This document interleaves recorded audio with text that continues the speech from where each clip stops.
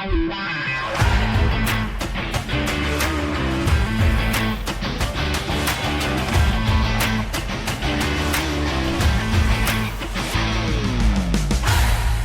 everybody, welcome to the Cop House Podcast. I'm Doug, and I'm the son. And I'm Ron, I'm the dad. This is a bi-weekly podcast that covers all things policing. We're a father and son combination with over 33 combined years of police experience. Our show will tackle anything and everything you could possibly think of regarding the great policing profession. Nothing's off limits. Welcome to episode number, I believe, 5, Doug. Are we up to 5 now? This is 5. Episode number 5 of the Cop House Podcast. We are 2 generations. One great calling. I want to wish a happy new year to our faithful listeners out there. Doug, we have an exciting show today. Very exciting. This is going to be our second guest that we've had on. Mm-hmm. This is one where I'm going to give the disclaimer right on the front end. Yeah, probably a good idea. Yeah. If you're a faithful listener of the Cop House Podcast, you know, Doug and I, we strive to have a family-friendly show. But because we are talking about policing stuff, occasionally we have to give the disclaimer and say, if you've got kids in the car, this might not be the time to be listening to the podcast. It gives me great pleasure to introduce retired Police Sergeant Jeff Motyka. He likes to be called Mo. So, Doug, I think we should probably call him Mo today, shouldn't we? Yeah, probably. Yeah. Jeff recently retired from a large metropolitan Detroit area police department. It's a city that borders Detroit to the north. On the east end, yep. Yep, on the east side. Jeff recently retired. He retired at the rank of sergeant. He had a incredible career. I mean, we were chatting before you fired up the equipment here, Doug. Mo has worked in patrol. He was a patrol supervisor. He was an undercover narcotics detective. He worked directed patrol. We talked a little bit about that in episode 1, you know, that hot spots patrol. Mm-hmm. He worked directed patrol, special operations. He was on a heroin interdiction task force. He worked as a detective in the Detective Bureau. He was part of a Drug Enforcement Administration task force where he was assigned out to the feds for a while. He made the rank of corporal before ultimately making sergeant. He was on the special response team, and for our audience who doesn't know what that is, that's SWAT, right? SWAT team, yep. Yeah, SWAT team. He was an entry leader and a sniper team leader. But probably the part of Mo's career that we're going to focus in on today is, you want to kind of tee that up for us a little bit? Human Trafficking Task Force. He's going to get into how it came about, but he, I believe, started the Human Trafficking Task Force that ran for a while with his department, and that is going to kind of be the focus of today's show. Sergeant Mo, welcome to the show. Welcome to the Cop House Podcast. Thank you guys so much for having me. I'm honored to be here. Yeah, welcome. Thank you for taking time out of... Well, you're retired now, so congratulations on your retirement from one retired cop to another. Thank you for getting me out of the house. My wife's got all kinds of projects for me, so this is a break. When I said, Doug, hey, would you set this up? And Doug basically told me, yeah, he's available anytime. So you're retired, guys. Mo, why don't you tell us? We're going to talk today about human trafficking. Human trafficking. I guess perhaps the best place to start is, can you tell us what human trafficking is? When you and I did policing for 27 years. When you first started as a cop, 27 years ago, when I started as a cop, did you ever hear the expression human trafficking? No, it was there, but it wasn't a thing. Nobody really investigated. It was basically vice crimes, prostitution, and considered the victimless crimes, those sort of things that really weren't. They were taken as part of things that happen in society, but really weren't enforced or looked into. And as you know, as society changes and evolves and things become more important to different groups and whatnot, laws change and things change, and people realize that the people participating in prostitution are not only criminal enterprises, they can be running them, but also the victims. The prostitutes are actually or can be considered victims. Okay, and that's how this has evolved, and I would say most recently as the last 8 to 7 years, something like that. Okay. Can you give us a definition of human trafficking? I know there's perhaps a legal definition, maybe a layman's definition, or Sure. Yeah. So there's two different kinds of, at least in the state of Michigan, what they determine to be human trafficking. There's what everyone basically knows is would be like sex trafficking, commercialized sex, whether it's posted on the internet. Back in my day, it was even advertised in the Detroit News and Metro Times and paper sorts of things. Yeah. Then there is labor trafficking, and the idea, or I guess we'll call it the elements of what trafficking is. It revolves around the use by a criminal actor of force, fraud, or coercion to benefit monetarily from another individual, whether in sex trafficking through commercialized sex acts or through labor trafficking. And that's not something I dealt with specifically in our area, but that's something you would see in terms of we'll call them like migrant workers, or even like domestic workers, stuff like that. Okay, so trafficking, to boil it down, there's sex and there's work, sex and labor. Yeah, to boil it down at its most basic level, yeah. Okay, I see. All right. You primarily focused on the commercialized sex aspect of the human trafficking. Yes. Okay. How did you get interested? How did you get involved in that? You're excuse me, you're a police officer. You're working for a very busy agency. Yeah. Yeah. You border the city of Detroit to the north. Very busy agency. How did that come about? Oh, it's a weird path, and if you allow me to spin a yarn here, I'll be more than happy to do so. Sure. So after years of all kinds of narcotics work, specialized units, all sorts of, I was down at the DEA as a task force officer.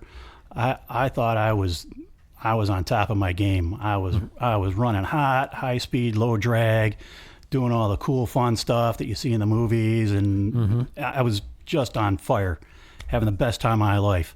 I spent the majority of my career, almost trying to not be a cop, but do cop stuff, if that makes sense.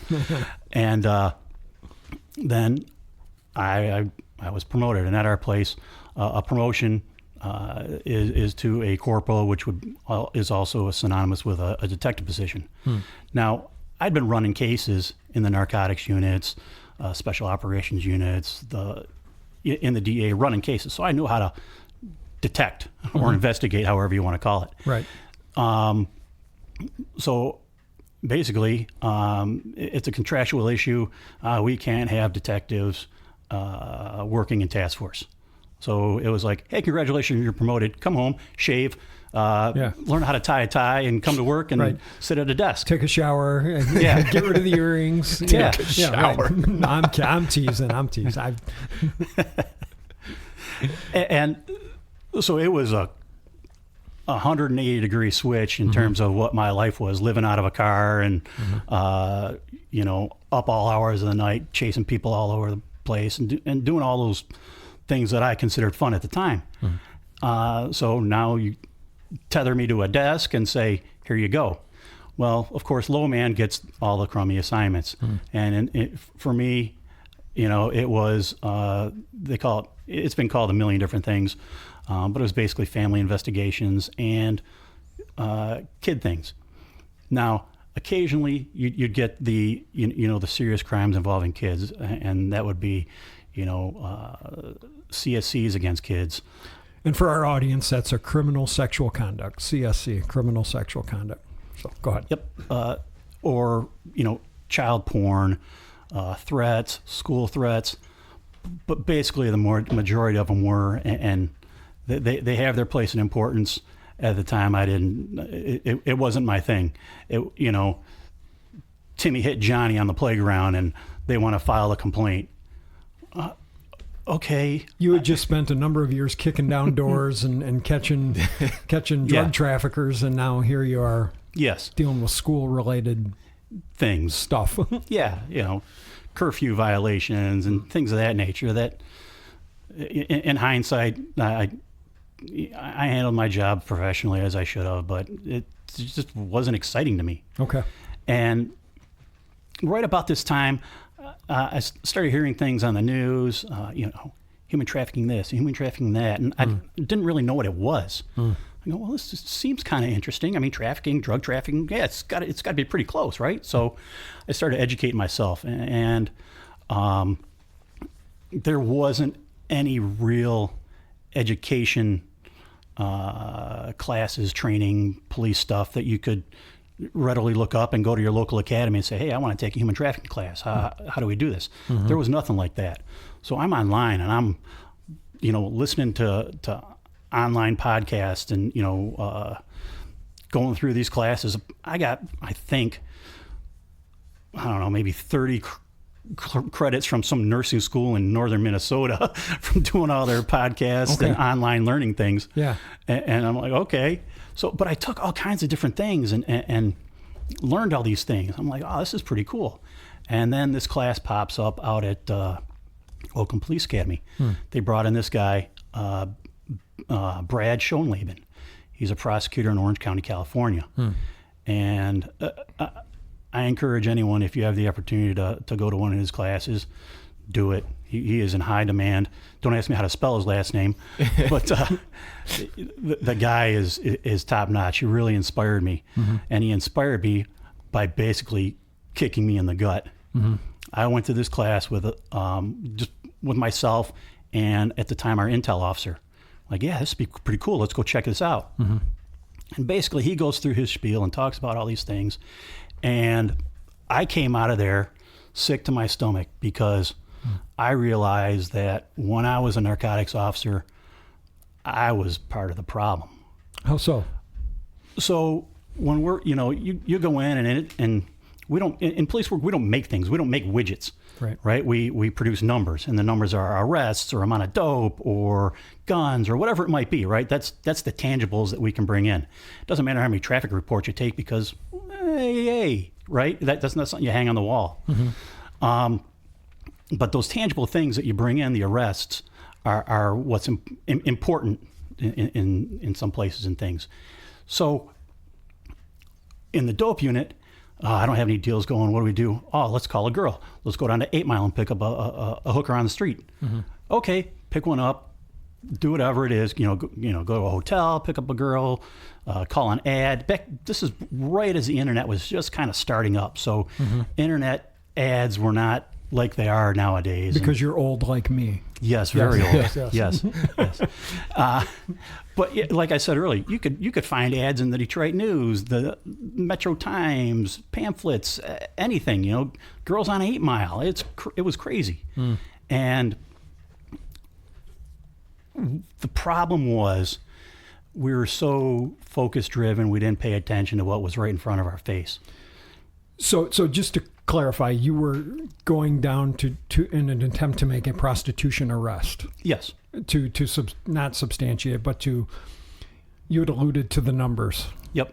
To get more arrests. Yep. Okay. And you would build on that, say, and the mindset at the time was, all these girls are drug users. They're all crackheads. They got a dealer. Okay, I'll lock this girl up and say, call your dealer up. Let's do this.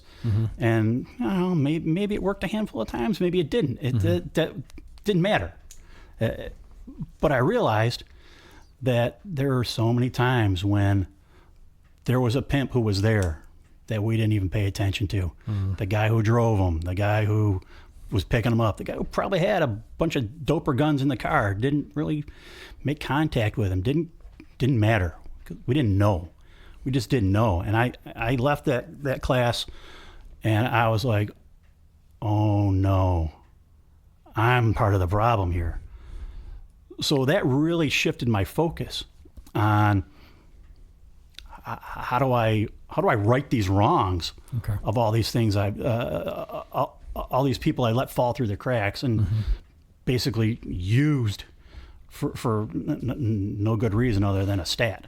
So it took an instructor from California coming to Michigan to teach a policing class on human trafficking to kind of convict you a little bit and say, oh man, we could have done X, Y, and Z in dealing with these prostitutes. Absolutely. Okay, Yep. I see. Was that kind of the shift too for you of looking at most prostitutes as victims rather than somebody that's committing the crime of prostitution? Yes. Okay. Yeah, and don't get me wrong. I mean, there's some people who will do these things willingly, and a lot of it is they have a habit or an addiction that they can't beat, and this is how they pay that bill, right? And where I would draw the line in my head is, okay, you have an addiction, and I understand that, but when someone is taking advantage of that addiction and monetarily benefiting from that and profiting from that, I got a problem with that person. Mm-hmm. I can offer you help. No one's going to want. Nobody can get themselves sober, get themselves clean, unless they want to. I can take anyone who's got an addiction, send them off to a rehab facility for 30, 45, 90 days. If they don't want to be there, they're going to come out and they're going to go right back to it. It's something a change a person has to do themselves. I can't make you do it. Mm-hmm. I can make you not do it for a period of time. I can put you in jail, but what's that going to do? Nothing. It's a terrible circle. Could you kind of allude to or speak to, like, in terms of the prostitutes that are maybe being sex trafficked versus the ones that are doing it, maybe willingly to, like you said, kind of fund an addiction? Is there like a percentage that you could put on it of ones that are actually trafficked versus doing it voluntarily? So when I started diving into this and getting really into it and making contact with all sorts of people involved in these investigations, I would say at one point or another, anyone who's involved in the commercial sex trade has been trafficked in one way, shape, or form. And as part of what I talked about earlier was the definition, the force, fraud, or coercion. Mm-hmm. Part of coercion is also the supply or denial of drugs. Mm. So that's where a lot of these guys will willingly or will provide drugs as long as they provide the sex acts. Or, hey, you don't do 4 or 5 dates today, you're not getting your fix. Okay, so it's not just a threat of violence. It's, I'm either going to give you what you're craving in this addiction, or I'm going to withhold it. Yes. Okay. Gotcha. And that's a real major part. And when you have that, you don't have to be violent. Mm. And one thing that my partners and I can't take full credit for all this. I had a couple of partners who really worked hard on this with me, and we bounced ideas off each other and stuff, and really came to build a pretty good network of information and investigation and all sorts of stuff like that. So it's not just me. Yeah, I can't take all the credit. Mm-hmm. I think I kind of dragged them in, and they may or may not regret it at this point, but I don't think they do. But right. These investigations are the most rewarding and the most frustrating at the exact same time. Okay. And we can get to that, some Sure. of the frustrations. So here you are, a detective, kind of yearning for your past of the narcotics work, but now you've equipped yourself with knowledge from these podcasts, knowledge from this training. You now have this sense of remorse on maybe what we could have done better. What'd you do with all that, Mo?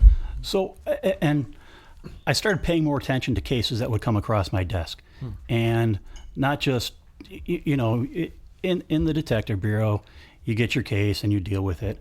I don't really care what Joe has or Mike has. That's their case. I got enough work. I don't need more work.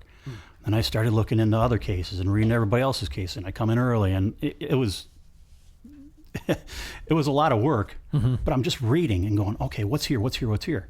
And I run into this case, and this is like the first one, and I would call it a test case. Okay. Because I wasn't sure what was going to happen with this case. And I kind of boiled it down in my mind is that, like, human trafficking is just like a drug trafficking investigation. Your commodity is a person now rather than an amount of narcotics. And that's how I kind of broke it down in my head as to how I'm going to handle these investigations, how I'm going to go after them. So we had a case where a young lady claimed that she was raped. Mm-hmm. And I read the report, and the road officers did a real good job of this. They go, and the nuts and bolts of this is brother calls 911, says, my sister was just raped, and the guy is running through the apartment complex.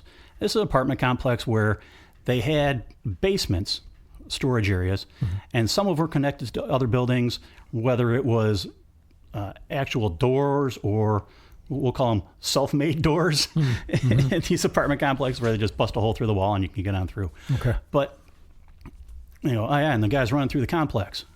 So road officers, and this is like 3 a.m. kind of thing, road officers find dude running through the complex. It's the guy. They stop him. Like, hey, what's going on? He's like, hey, this guy's threatening to beat me up. I met this girl on Backpage. Backpage at the time was the thing for finding sex ads. That's since been taken down. Mm-hmm. I don't know if that was a good thing or a bad thing, but I can dig into that. But in terms of investigative wise, mm-hmm. So this guy tells the story. Goes, hey, I met her here. I called the ad. She shows up. I'm staying at my sister's house, so we go to the basement. Well, not weird at all, but okay. We do the sex, and she wants more money.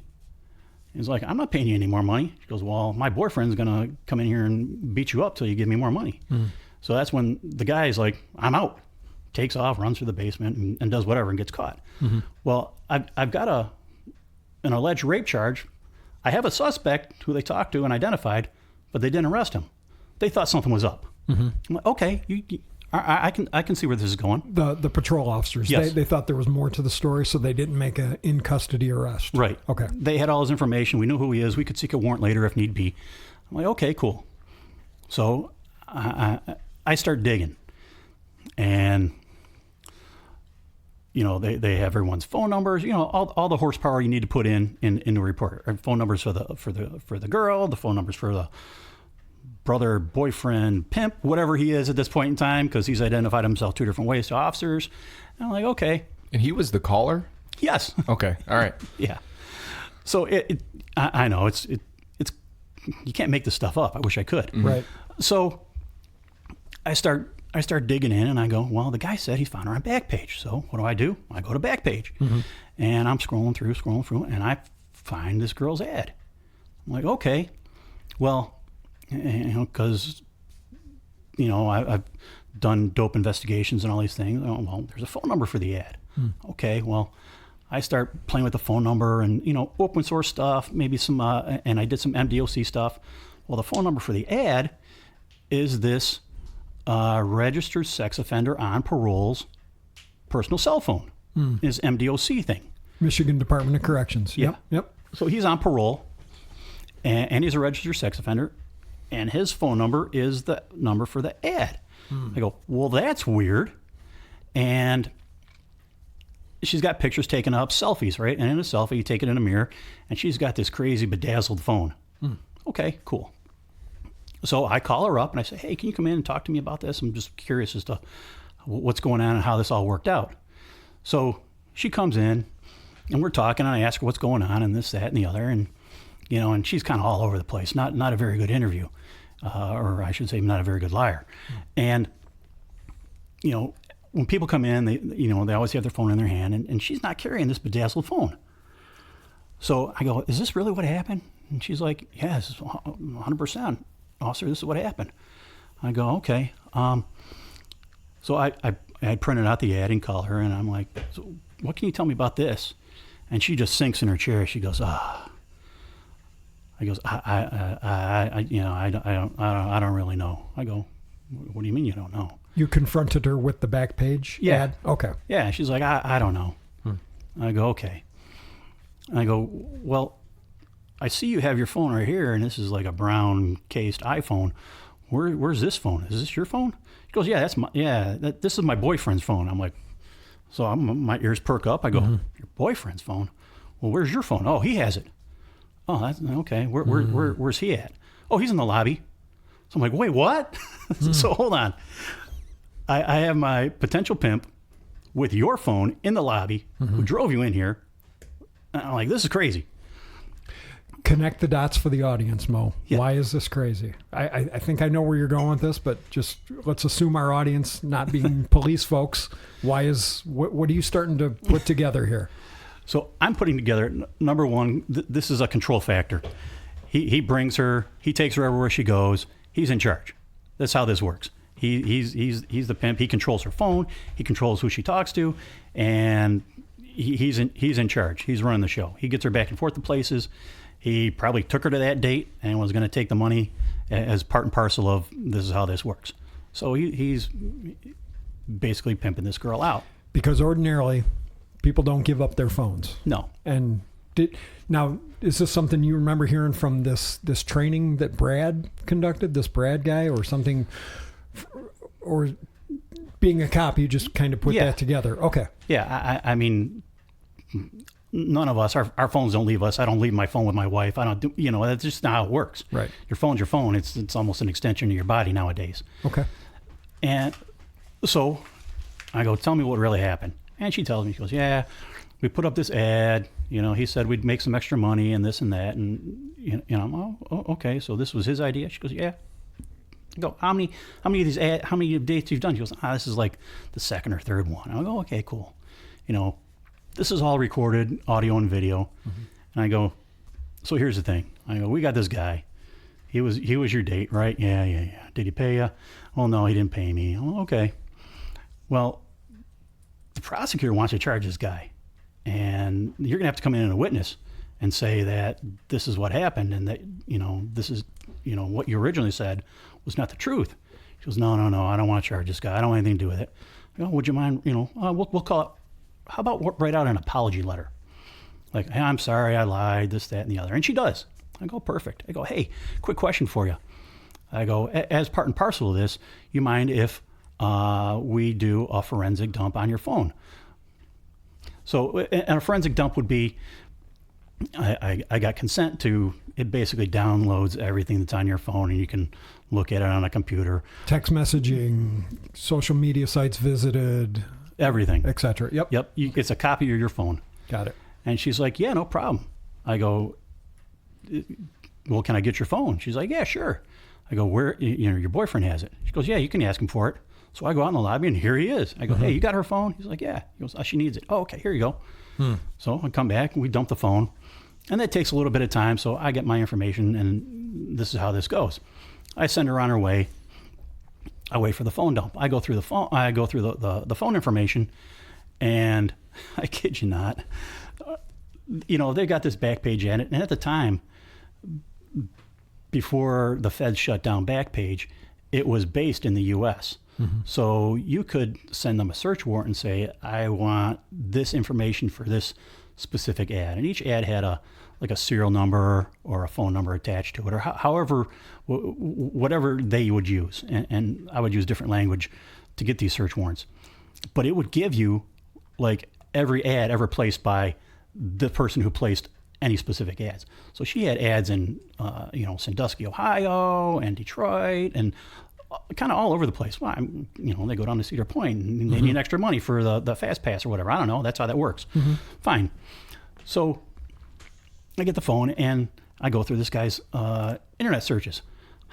How to find Johns for a hooker? How to find Johns for a hoe? Stuff like this. And I was like, this is the internet search history. That was his search history. How to find customers for a prostitute. And I was like, whoa, this is nuts. Wow. So I go, okay, we're going to call this a test case, right? I have at least based on her statements, I wouldn't call it a pure trafficking case because there didn't appear to be any force, fraud, or coercion. She seemed to be doing this willingly. However, there is a law called pandering. And pandering is basically you introduce someone to prostitution, and you have to be the one to introduce them to it and kind of control and act in with them for the Commercial Sex Act. So he got her into it, as she admitted. Pandering is a 15-year felony. I'm like, okay, I got pandering here. Okay. And there are a couple of subcharges that also go along with the human trafficking. They're not considered human trafficking, but they are part and parcel, like subsets. There is transporting a person for the purpose of prostitution. That's a felony. So you know someone's a prostitute, you take them to a sex date, that's a felony. You collect money, accepting the earnings of a prostitute. You collect money, that's a felony. Those are pretty easy to vet out in an interview. And she already told me that. Right. So I'm like, okay. So he anticipated getting money, but he didn't get it. You could still call that a accepting earnings. He drove her to a sex date, and he anticipated earnings. It just wasn't there. All right, perfect. He had the intent of collecting. Correct. Yes. So there we go. I have 3 felony charges, plus, lying in a felony investigation on her part. And I'm like, okay, cool. So Based on her statement to the initial patrol officers. Yes. Okay. Yep. Got it. So now I've got this, I write up the warrant request. I got it all going. I go, this is it, man. This is slam dunk. I know what I'm doing. I'm the guy. Right. So I sent it up to the prosecutor's office, and they go, nope. I go, what do you mean, no? She was a victim of a sexual assault. I go, no, this was a sex transaction, and she lied. Nope, not doing it. Wow. So I went, okay, game on. All right, that's how you want to play it. That's how you want to play it. Okay. So, and just so our audience knows, when you submit a warrant package to a prosecutor's office, typically there's 3 responses you're going to get. Here's your warrant. Yes. You're not getting a warrant, or here's a little bit of homework, a further, go back and do a little bit more work. They didn't even further this. They just flat out said no? Yes. Okay. Yeah. And I said, nope, not happening. I'm like, oh, okay. Thank you very much. We'll see how this goes.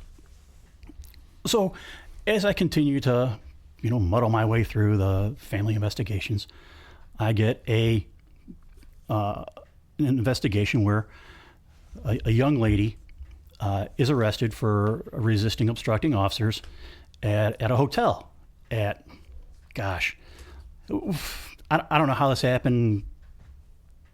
Things were on our side, apparently. The sun, moon, stars aligned, whatever it might have been. 11:30, the day before her birthday. So she's 16 years old. And at the time, 17 was considered an adult. This is before they changed the laws. So we're talking about a 15-year-old? She was 16, going to be 17. Gotcha. Okay. So at 11:30 at night, she's in a hotel parking lot. Officers roll up. She's walking through the thing with some bags. And we find out later, we'll get to that part. So they shake her down in the parking lot. Then they start fighting. She gets pepper spray. They charge her with resisting obstructing. It's just crazy. Well, because she's a juvenile, they housed her at the youth home. So they go up to the youth home, and she has a hearing later that day with the referee. I go, okay, I got this case. So I take a look at it, and I start running her name through our database. And I see about a month ago, she was at another hotel at 3 a.m. sitting in the back of a car. I go, what's this 16-year-old girl doing sitting at hotels? I go, click, not right. I'm like, all right, let me see what I can do here. So I ask, I go up, talk to the referee. I go, I think something's weird going on here. You mind if I talk to her? So I talk to her, and she's kind of giving me a little bit of stuff. I'm like, hey, what's going on here? What are you doing at hotels? How's this working? Why are you here? And I go, man, she didn't give me much. She gave me a little bit, but not a lot. And I'm like, this is weird. And then, of course, the juvenile thing where, well, her mom lives in Wayne County, so she's a Wayne County resident. So we're going to kick save this out of Macomb County. We're going to go down to Wayne County and see you later. I'm like, what? What just happened here? So that was made by the Macomb County probate court? Yeah. That they were going to kick it down to Wayne County where Detroit is? Yep. Okay. Yep. Send her back to the venue in which she lives. Okay. Okay. And you're a Macomb County cop, so Right. that did that essentially take you out of play here? Well, Kind of? it probably should have. Okay. However, Not one to be deterred. no. However, So I get a call from her probation officer. Guy was real cool, real kind of into this. He kind of had a feeling for the trafficking stuff, and he was a good dude. And like, hey man, here's what I want to do. I want to get her forensically interviewed. And the idea with a forensic interview is there's a certain way to interview juveniles that are it's complicated but very simple, and you have to be trained to do it. Mm-hmm. I have since gone and become forensically trained. oh, you are? Yes. Oh, great. Yeah, that was cool. Yeah. And just for the audience purposes here, to be a certified forensic interviewer, that's essentially, correct me if I'm wrong, Mo, but to properly interview a kid so that it can be admitted into a court of law, Yes. you should be a CFI, a certified forensic interviewer? Yes. For kids. Okay. Yep. Go ahead. And a lot of different counties have specific places where they would send who have a team of forensic interviewers. Mm-hmm. So, and again, because we're dealing with juveniles, these things aren't recorded, but you can watch them on video live, stuff like that. So we were able to set up a forensic interview with this young lady. So I go down to Wayne County and they forensically interview her, and she starts spouting off some stuff. Hey, yeah, my home life isn't the greatest. I know I knew this guy from the neighborhood. He told me I could earn some money. Takes her to, she's 16 years old at the time. Takes her to a strip club. She starts, she's dancing at a strip club at 16. She's making money. I'm like, oh my gosh, this is happening. This is happening right now. So, but she only knows him by a street name, and I'm not going to get into that because the story continues. We'll say. So, I'm like, okay. She goes, yeah. Then it started getting weird, so I just kind of didn't talk to him for a couple of months. And then I got in a fight with my mom, and ran back into him, and next thing you know, we're smoking weed, and then we go to his sister's place, and his sister dolls me all up, and basically does like an old school glamour shots. Puts this little girl in lingerie, dolls her up, looks like she's 25 years old in her ads. Mm-hmm. So she lays all this stuff out and gives the guy a street name. I'm like, wow, okay, this girl was trafficked. Okay, so that's what's going through your mind at this point. Yeah. Are you participating in the forensic interviewer? No. Or you're watching? Yeah, I was watching. So this is going through your mind. Oh Yeah. my goodness, this is unfolding right in front of me. Yes. A human trafficking case. Yes. Okay. And so when our officers encountered her and arrested her, she had been at that hotel for 3 days. She said, I spent the first day hanging out there. The next day, I was in the room while other girls were doing dates, watching. And the third day, I had to do a couple of dates. And he wouldn't let me have my phone. I was here. I couldn't leave. And he had told me all about this. She called it a team photo. He had a team photo of all these girls. I'm like, a team photo? Holy cow, this guy's messed up. Wow. And I'm like, okay. She goes, yeah. And he just happened to, he had left the hotel or something, and the other girl was supposed to be watching me, but she either got drunk or high and wasn't paying attention. He goes, I grabbed my stuff and I ran through that parking lot, and then the cops just scooped me up. I was like, oh my goodness. They had it all right there and didn't even know. Wow. I'm like, wow, that's crazy. Okay, so they wouldn't let her have her phone. Right. They wouldn't let her leave. Yep. And they assigned someone to watch her. Yep. Sure sounds like coercion or force to me. Yep. Okay. And here's the, I guess, the bright sparkly in all of this. Sex trafficking of a minor, anyone under the age of 18, so 17 and below, involved in commercialized sex is considered a victim of sex trafficking. That's what the law says. Okay. So if you have an ad and you're 16 years old, you're a victim of human trafficking, presumed. Okay. So like, you don't need force for coercion. That's it. It's per se on its face. Yes. Okay. So I'm like, holy cow, this is it. This is a trafficking case. So, not to be deterred. So, having had issues. Yes, with, you're still in Wayne County, so, right? So I go back and I start doing my research, and me and the probation officer, he's going, hey, I found this guy's stuff on Instagram, and I found this and that. So I'm doing search warrants, and I figure out who this guy is. And I throw his name into a database. And his real name, not his street name. Got it. Okay. And it turns out that the FBI child trafficking task force has a not a case or has interest in this guy. Mm-hmm. So I go and talk to them. I go, hey, what do you know about this guy? I'm like, yeah, he's kind of a bad dude. He's like one of Canada's most wanted or something. And I'm like, what? Yeah, his brother was running girls and he was over there, and his brother got locked up for whatever they call it over there.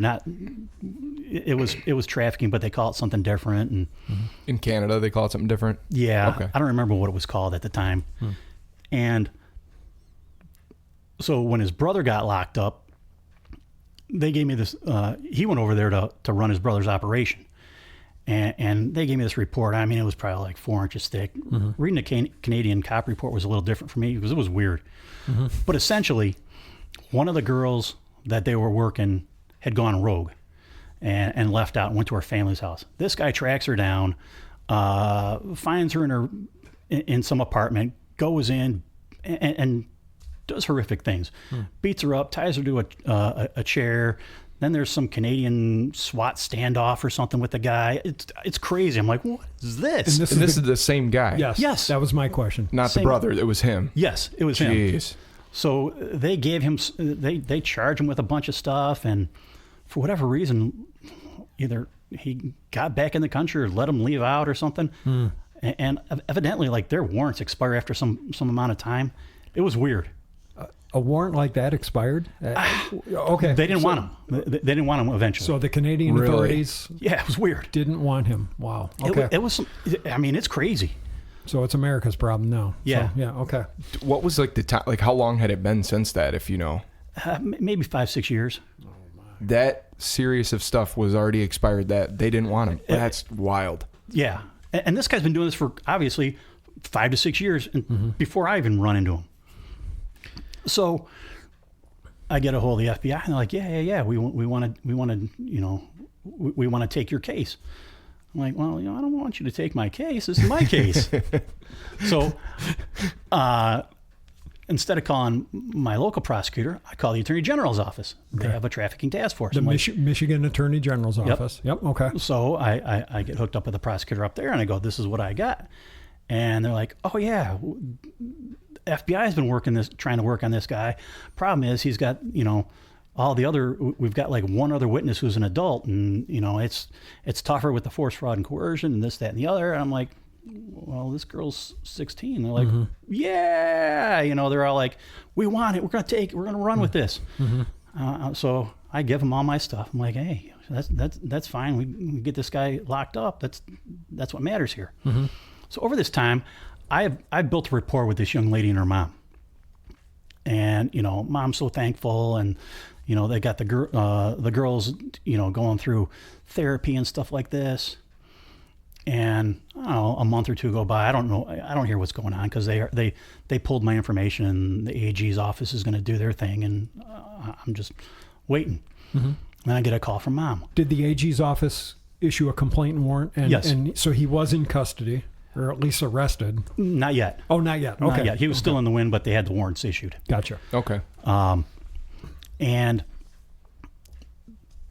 so eventually they had picked him up on something. I wasn't privy to that. They picked him up, and they were going to go to trial. They were charging him out in Oakland County with the trafficking of a minor and a couple other adult human trafficking cases. So he had pending cases in Oakland County as well. Well, they put them all together and they used Oakland County as the venue. Gotcha. Okay. So, all right. So the mom calls me up one day and goes, "Hey, who's this guy?" I go, I have no idea what you're talking about. Apparently, the FBI had sent one of their investigators over to prep this girl for trial. She's never talked to this guy, doesn't know who this guy is. Man. And she's like, "My daughter's a mess. She tried killing herself yesterday." I'm like, "What?" So I'm like, So I call and they go, "Yeah, we sent them over to prep her for trial." I go, "Is there a reason you didn't call me?" "Well, we didn't think that." I go, I built a rapport with this girl and her mom, and I've been talking to them for months, and and here we are. Why would you do this? "Well, this is just what we do." I go, I don't agree with that. So they sent an assistant prosecutor, assistant AG, over to the house. And, just an FBI agent. Oh, an agent. Okay. Yeah. All right. And so I was like, wow, that's not cool. No. Now this girl's a mess, and she's got weird people she doesn't know talking to her, and she's now a 17-year-old girl who's been traumatized, and now you got people she doesn't know asking her questions about stuff she doesn't want to talk about. Well, that didn't go so well. So then they start begging me, "Can you get a hold of Mom? Can you go talk to him?" I'm like, "I'll talk to Mom." And Mom's like, "No, we're not doing this." I'm like, "I completely understand." She goes, "I don't want anything to do with this." She's been in the hospital again for this. And I'm like, I'm so sorry. I didn't have any control. She goes, "It's not your fault. I know. You've done everything you can for us." Mom was very gracious. And it turns out they had some adult witness who was a superstar and got on the stand and talked about it and did all, he got convicted and put away. Great. Hold on. Oh man. Wait for the rest of the story. That was 2019. November of this year, we get a call. November of this year. Last year. Okay, 22. All right. Or 23. 23. Yeah, November 23. Yeah, thank you. We get a call. There's a girl in a hospital. "Hey, I was trafficked at this hotel. This is this and this and this." So we sent guys out there to talk about it. I talked to this girl. It was on my shift, but union issues. I'm not allowed to interview people because it's a different union, and it's ridiculous, and it's not cool. But we had a couple of guys who've had some trafficking training given by me, and they went out, talked to this girl, and she laid it all out, and it's the same guy who just got out. Wow. Same guy. So he was out of prison. So he served. How much time did he get? 5 years, less than that. Yeah, less than 5. And what year was that he was convicted? 19. And he was out in 23. Wow. Jeez. Doing it again. That's awful. Doing it again. Right back to it. So they authorized some other charges on him, and that case is now pending again. But I'm like, here we go again. Oh, man. I mean, leopard doesn't change its spots. Mo, there's so much to unpack here. I wish we had 2 more hours to talk. This is very fascinating and compelling. One thing you mentioned, and you didn't spend much time on it. You had said the night when this initially went down, the patrol officers were in the parking lot dealing with this young lady. Yes. And inside a hotel room, probably within 100 yards of where the officers were, was a sex trafficking operation taking place. Yep. Talk a little bit, maybe not a ton of time, but a little bit about how training of the patrol officer, and you've done a lot of training in sex trafficking, in this human trafficking. Talk about how that case may have gone a little bit differently. And I'm not criticizing the guys and girls that were out there. Right. But had they had more training, how that might have gone different on the night when this initially came to the police department's attention. Well, they didn't know. They just didn't know. Right. It wasn't a concern of theirs. It was a hysterical kid running through a parking lot who started throwing jabs. And that's what they knew. Right. And they're like, we're done.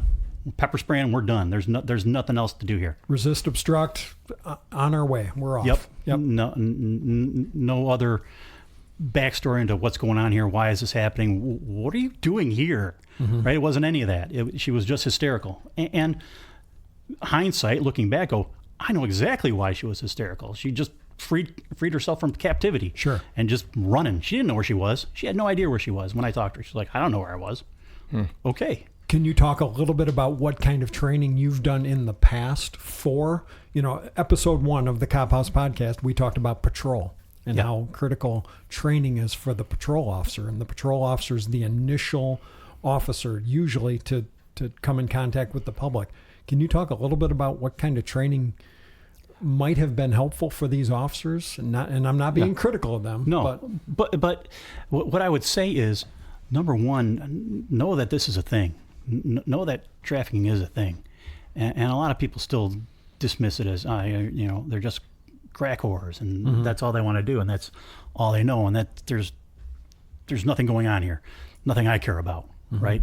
Do you got your dope? No dope? Okay, fine. Whatever we're going to do from here on out. No further investigation.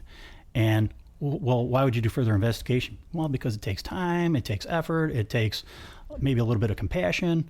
And when you're running from run to run to run to run to run, you don't have time for that. But sometimes you got to make that time. And, I would tell officers, see things for what they are, not what you want them to be. I'm sure those guys had their little spidey senses going off like, this isn't right. But at that point, they had fought with her and were like, we're done. I don't want to do anything. I don't care where she came from. I don't care what she's doing here. I just fought with this girl who, was like a caged tiger fighting me in a parking lot. And like, now here we are. I'm done. So I don't know if what their initial contact was like. It could have just been like, hey, what are you doing? She's hysterical, and they just start fighting. I don't know. Right. But you get more flies with honey than with vinegar. So if you come in with a kind heart and a kind word, maybe you can open that door rather than become confrontational or adversarial. Yeah, in their defense, they hadn't, I'm guessing, had any training yet in this yet. No. You worked for a very busy agency just north of the city of Detroit. They were probably running call to call to call to call, and they had just fought with her. Right. So okay.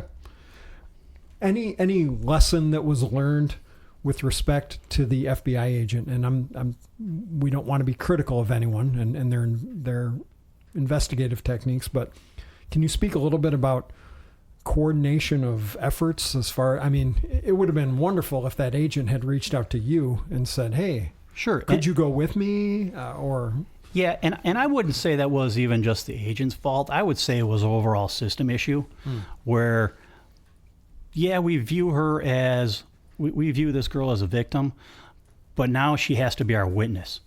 And this is what our witness protocol is. I send someone out to talk to him. Now, the FBI had taken over because they had multiple other victims they were using for these things, and for this specific case, and the agent in charge was handling it, and he was going to prep this girl for trial and get what he needed for this thing. I could understand it to that point, but at the same point, you've never had contact with this person. You've never talked to them. I would say a little professional courtesy, it would have gone a longer way, and we might not have had a young lady, suffer some more severe mental distress after that. Sure. Have you heard from her at all? I mean, up to the point you retired? I have not. Did you ever hear how she was doing emotionally, mentally? No. Okay. No, my mom was done with the whole process and just didn't want anything more to do with it. And I can understand that. Mom probably just wanted her to recover from the awful things that she went through. The mom, Oh, absolutely. If she has her daughter back, she probably doesn't really care much about the legal proceedings after that, I'm assuming. Right. Sure. Yeah. Wow, that was incredible. So from there, Mo, can you talk a little bit about what you did with this experience, this knowledge you now have? I understand you essentially brought this type of investigative techniques and this training to your agency. Can you? Yeah. So and then after that we'd had and I guess in terms of stats, numbers, and whatnot, we had a lot of good successes because we know what we were looking for. We knew what we were doing. We knew how to investigate a case and how to interview people. Talking to people is the biggest key. And if you know how to talk to somebody, you can build that rapport and elicit the information that I guess is needed to build a case, but also build that rapport with somebody where they can trust you and talk to you about those deep, dark, nasty things that happen to them that they don't want to live again. Mm-hmm. They don't want to talk about again. Mm-hmm. And that, and I would say myself and my partners had a good knack for that, for talking to people. Mm. Clearly, I have a knack for talking. Yes. And we had a bunch of cases. A lot of good stuff happened, and I mean, I don't want to keep you guys all day. I mean, I know you're retired, and I got nothing better to do either. But essentially, go ahead. And we had probably, and I can't even put a number on it because I stopped counting. A number of cases where traffickers were convicted, trafficking minors, trafficking of adults, all the other transporting, accepting earnings things, all those things. We had great success, mm-hmm. and people were looking to us. Then there were a couple of human trafficking started to become a thing, mm-hmm. and it became more popular. I get that's not a good word, but that's what it was. So people were getting on the bandwagon, and I attended a class, and basically my partner and I, we attended this class. Let's get their knowledge, see what they have, see what they're doing. Mm-hmm.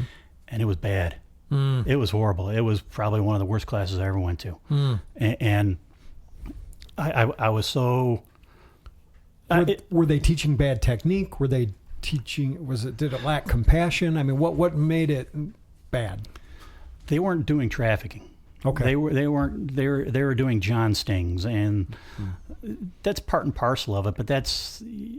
they called it human trafficking, but they were doing John stings, and you need those, and because you got to cut off the demand. Mm-hmm. That it's important, but they were calling that trafficking, but they weren't arresting any traffickers. They weren't dealing with any victims.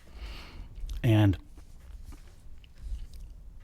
I got home from that class, and my partner and I, after the class, we went out, had lunch, and we're going back and forth. I go, man, that was a mess. I don't even know good thing we didn't have to pay for it. That was horrible. Mm-hmm. But these people thought that they had it locked down, and they were the experts. Mm. I'm like, but we've done probably by the time half dozen cases and convictions, and they didn't have any. I'm like, how are you teaching a class on something you don't really know? Mm-hmm. I mean, you're not getting your hands dirty. You're not in the trenches. You don't know these girls intimately.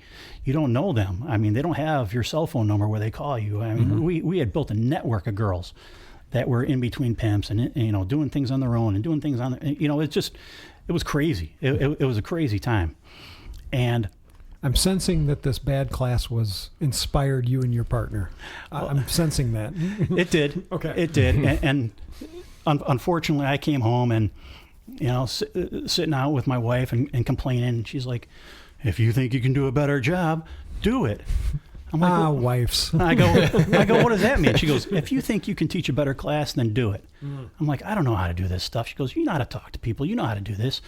I go, yeah, but I don't know how to, run a class, and I don't know how to get the certification. She goes, I'll take care of all that. Don't worry about that. I'll run the administrative stuff. I'll get people in seats. I'll market it.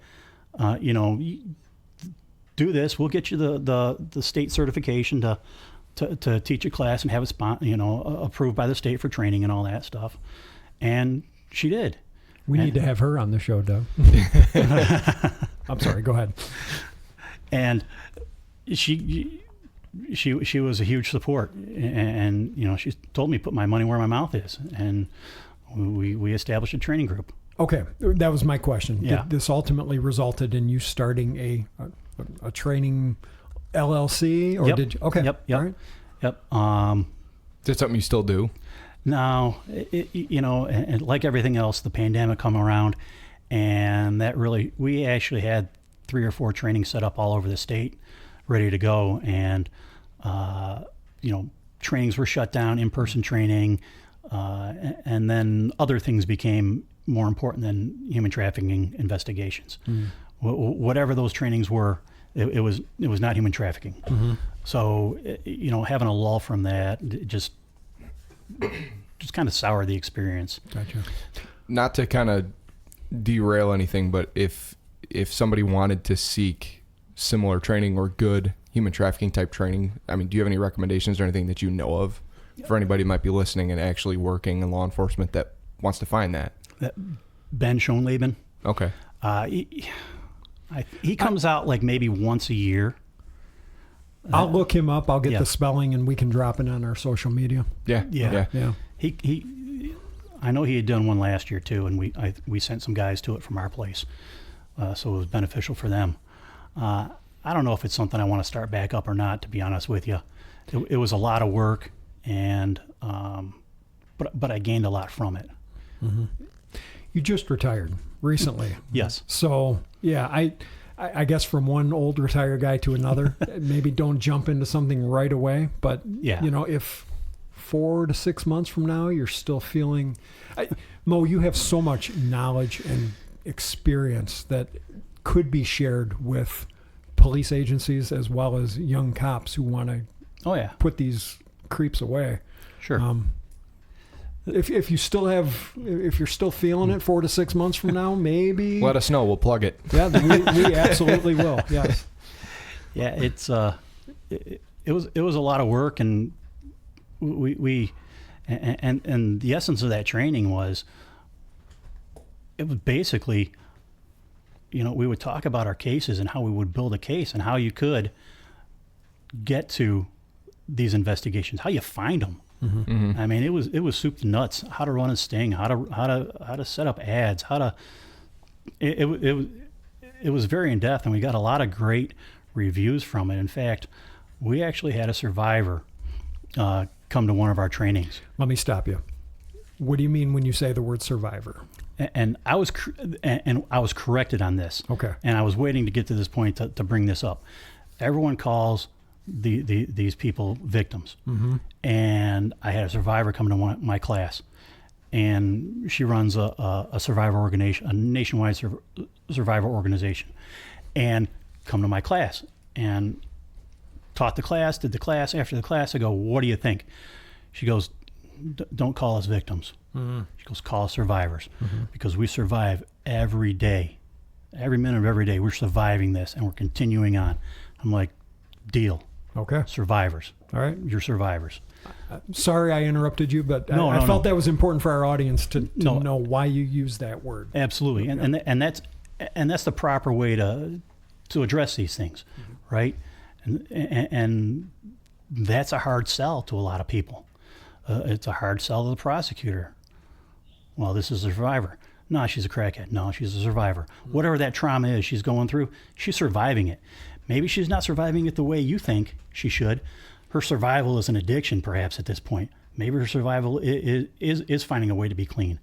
But that's survival. And that put a lot of weight on the class that we did to get that seal of approval.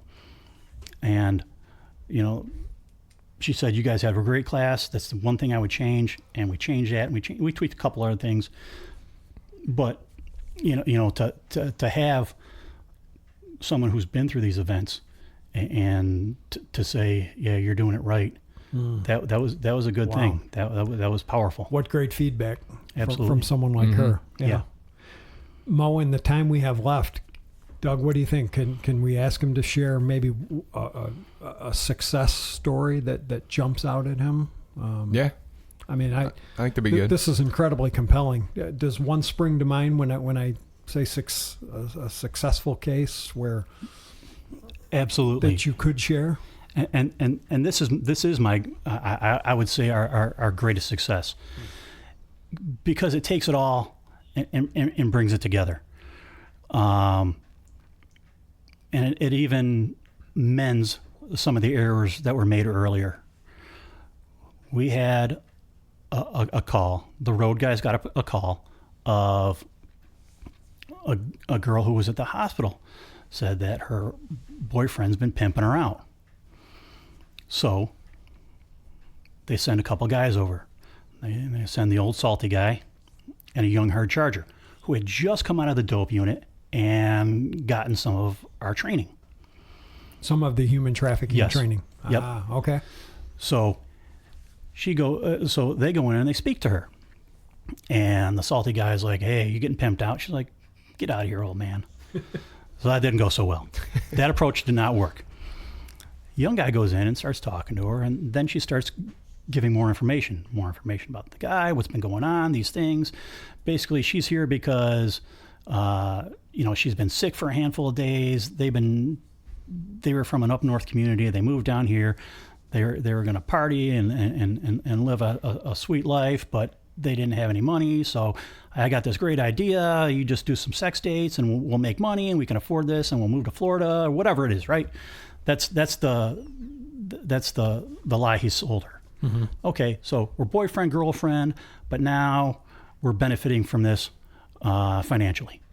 Okay, well, she gets sick. She's got a urinary tract infection. She doesn't want to do sex dates. He's making her do sex dates. She's getting sicker and sicker and worse and worse. She's got pneumonia because she tried drowning her in the bathtub because she didn't want to do some sex dates. He tried drowning her. Yeah. Oh, jeez. Yeah. Okay. Yeah. So he ends up at the hospital, or she ends up at the hospital. He gets her there. Before we show up, he boogies out the door, of course. So they talk to this guy, and lo and behold, she's 17 years old, minor. So I get the report. I do my interweb magic, find out she does have sex ads. Okay, she's presumed a victim of human trafficking per the statute. So I'm like, okay, cool. Well, it turns out she's a runaway out of up north. And okay, well, they sent someone down to pick her up. They brought her back up to up north. I call her probation officer. I go, hey, I want to talk to this girl. I think she's been sex trafficked down here. He goes, yeah, she ran away. I go, no, we picked her up. No. She goes, no, she went in the front door and out the back door last night. She's out. Oh. So she got back and then already ran away. Yes. Okay. So I was like, that's going to be a tough interview. Mm-hmm. So I start doing some things, and there's another girl who their ads were posting at the same place at the same time, and they're friends and social media stuff. I'm like, they're working together. She's coming back.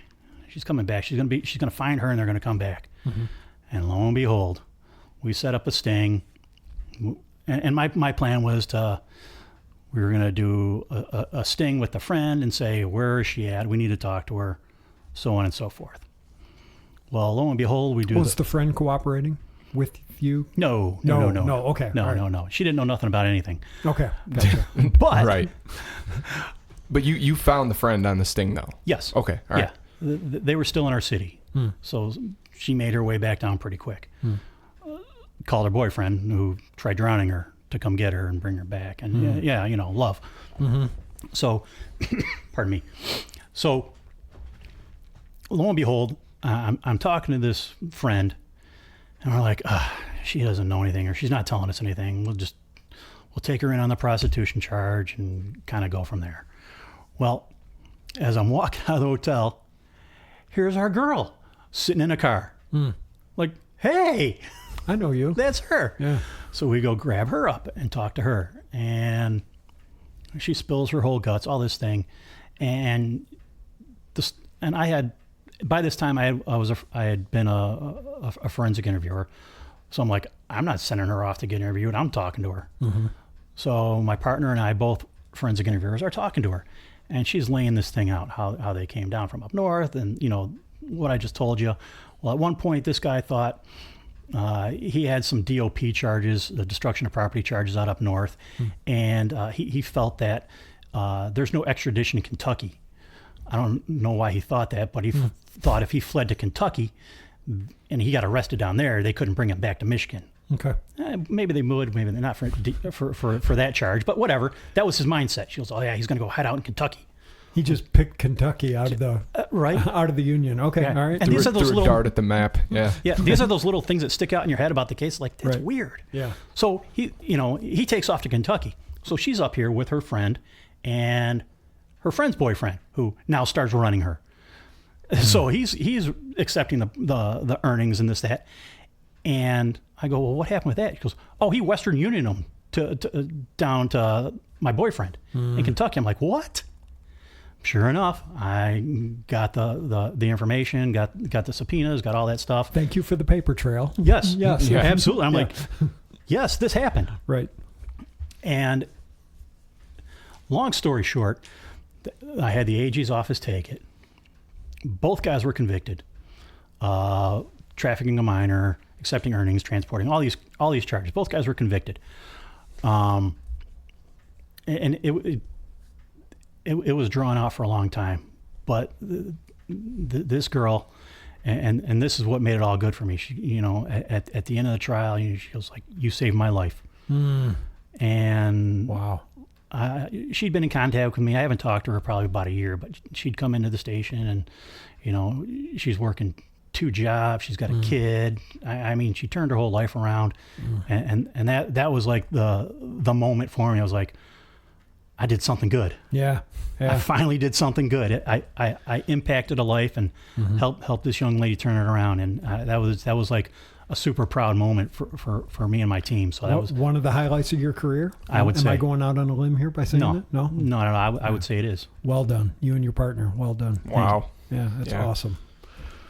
Wow, Doug, what a show. Yeah. Mo, is there anything we should have asked you that we didn't, or anything we should have talked about that we didn't? I mean, we could go another couple hours probably. Yeah, I mean, there's so much, there's so many different aspects of these cases, and we've had some funny stories and some stuff, but I could go on and on with these cases, but I would say for guys out there on the road, pay attention to what you're going to. The domestics at a hotel, maybe it's not a domestic, maybe it's a trafficking issue. Dig deeper into it, see what's going on. People don't move, from one city to the next city to go hang out at a hotel, right? They're not on vacation. They don't go, 3 miles away. They bounce from hotel to hotel. Look these things up in your databases to see where they've been and what they're doing and who they're with.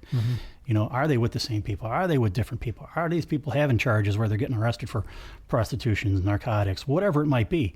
There's more to a story, and we always stress a couple of things. Number one, see things for what they are, not what you want them to be.